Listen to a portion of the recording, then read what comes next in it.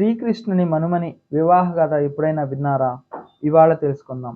శ్రీకృష్ణ బలరాముల పరాక్రమమునకు సంబంధించిన అనేక కథలు ప్రాచుర్యంలో ఉన్నాయి. ఆ గాథలలో మచ్చుకు రెండు ప్రహ్లాదుని ప్రపౌత్రుడు దైత్యరాజైన బలిచక్రవర్తి కుమారుడు బాణాసురుడు. ఈ హస్తములు కలవాడు, చాలా బలవంతుడు, శంకరుని మెప్పు పొందినవాడు.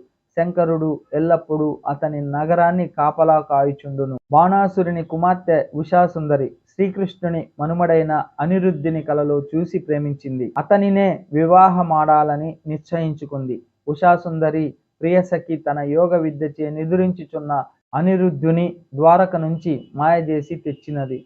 తన పుత్రిక ఉషాసుందరి మందిరంలో అనిరుద్ధ కుమారుడిని చూసి బాణాసురుడు అతని బంధించెను. దేవర్షి నారదుని వలన సమాచారం అందుకున్న బలరామకృష్ణులిరువురు దండెత్తి వచ్చిరి. దేవర్షి నారదుని వలన సమాచారం అందుకుని బలరామకృష్ణులు ఇరువురు దండెత్తి వచ్చారు.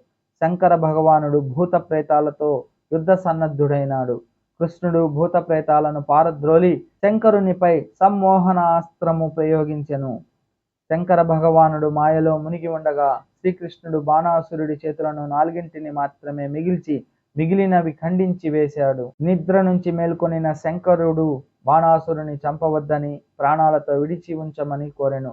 బాణాసురుడు క్షమింపమని శ్రీకృష్ణుని ప్రార్థించెను. తన కుమార్తె ఉషాసుందరిని అనిరుద్ధునికిచ్చి వివాహము గావించెను.